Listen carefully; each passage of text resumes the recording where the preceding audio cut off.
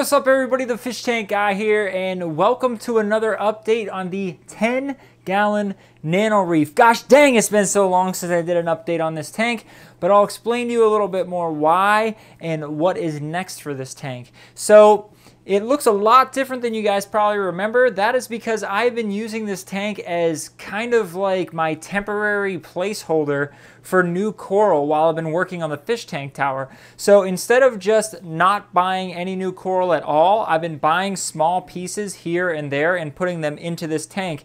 And quite honestly, this tank is a little bit too full of stuff, and I'm looking forward to getting it moved into the fish tank tower and letting all these coral breathe a little bit, so to say. Now, I'm going to take you guys through all the coral that's in this tank, let you guys know, kind of how it's doing, and the next steps for this tank. So I guess we're just going to start on the left-hand side, and we will work our way across. Okay, so here's our first coral. This is an Alta Yuma. It is a type of mushroom. It's very colorful, and right now it's doing okay. It kind of fell over there, and it's in the sand, but I don't really have a good place to put it. So it thrives under medium flow and medium to low light. That's why I have it on the sand bed, and it's doing okay so far. That's a recent addition to the tank. Here I have this ugly thing. I don't know what the name of it is, but man, I have abused this thing to no end, and it still keeps on ticking. Right now it's covered with, cyano algae, that purple algae, and it doesn't look great, but I'm going to brush it off and stand it back up, and it'll look fine. And I'm really looking forward to finding a good spot for this in the new tank. All right, let's see. Let's go up here. There we have some green mushrooms. I love those things. They're awesome. Up here we have some zoas. Those are new. I recently bought those. I don't know what the name of them are, but they're doing really well in the tank. Again, I can't wait to put them in a spot where they'll actually thrive. Here we have a torch. Right now, it's not fully open, but it's a nice torch. It needs a little bit more flow than it has where it's at, but I like that coral. Back here, we have some pulsing xenia. I like those. Again, they need a better spot to thrive. Here we have a cool Monty that I recently bought. It is called Season's Greetings, because it's green with those red spots like Christmas. I just bought that. It seems to be doing okay so far. Here, oh man, this is hard for you guys to see in this light. Let me change the light real quick. Let me see if that makes it a little bit easier to see. Yeah, if you guys can see, I'm zooming in too far. It's getting blurry. There are little blue flakes of like neon on this thing. It's a type of Monty. I don't know what the name of it is. And honestly, it fell into the sand a few weeks ago, and I recently moved it up towards the top of the tank, and it's coming back. It was bleaching when it was in the sand, obviously, but now it's coming back, so that's good. That there is Aptasia, that's bad. This is a red Monty, nothing special there. This is Galaxia. This colony started out a little bit bigger, but again, through being in such a small tank and not really paying much attention to this tank, aside from bare minimum maintenance, pieces broke off over time, and they're scattered around the tank. But in the fish tank tower, I think that thing will do a lot better too. Now, this is a really cool coral. This is a Japanese deep sea, I believe it's a deep sea toadstool mushroom. No, not a mushroom. It's just a deep sea toadstool. Very cool. It's basically like a toadstool, but instead of just having the shoots of the same color, that like pinkish color, the shoots have bright green flowers on the top, almost like green star polyp, which is really neat. Over here, we have a nice big piece of frog spawn.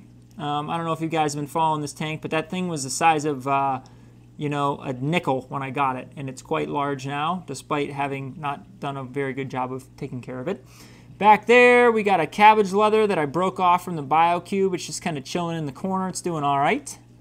Here we have a green, neon green plate coral. I had one of these in the BioCube at one point. It ended up dying because I found out something was eating it.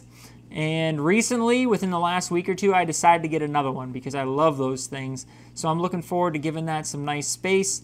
and watching it grow.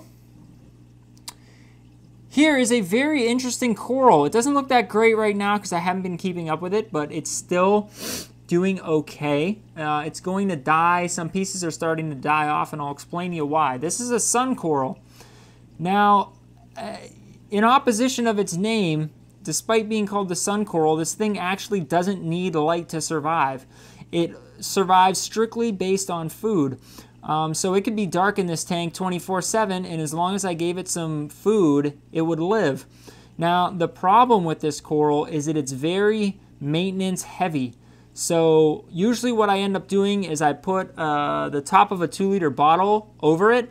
I pour some food in, let the food marinate for a little bit, watch the polyps open up, and then I feed it.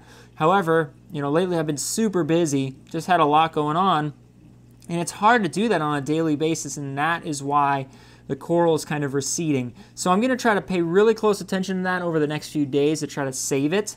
But I am going to publish a video strictly based on this coral. I made that video around the time when I got it, when I was taking care of it on a daily basis, and you'll see that it looks really cool, but it's just a lot of work. All right, we got 2 left. Down here, we got some cool little zoas. Those are pretty neat. It's hard to tell, but they are a pink zoa with green centers.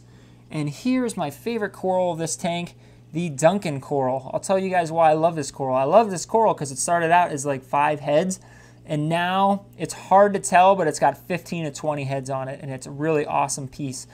And if you guys notice, like, it has like no room to grow. It's just sort of like jammed in here. And I feel like if it would be in a larger tank, which is about to be soon, this thing would just take off and it would look really awesome. So I'm looking real forward to that.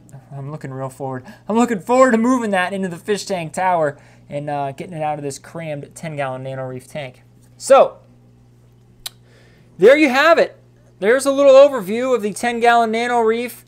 I will probably do one more video on this tank before I take it down and, you know, move everything out of it. What's next for it is it's going to be moving into the fish tank tower, which I'm really, really excited to show you guys. I have not been working on it very much lately, but in the next few weeks here, I'm going to get on that kick again, and I'm going to be at that thing on a daily basis, and it's going to be really exciting. So, once again, I am the Fish Tank Guy. Thank you guys so much for checking out this video in my channel. Just want to say, if you haven't yet subscribed yet, I would really appreciate it if you would do so. And if you are already a subscriber, it would be really awesome if you hit that little bell next to the subscribe button so you guys get notifications when I post new videos. And no worries, I post a video maybe once a week at the most.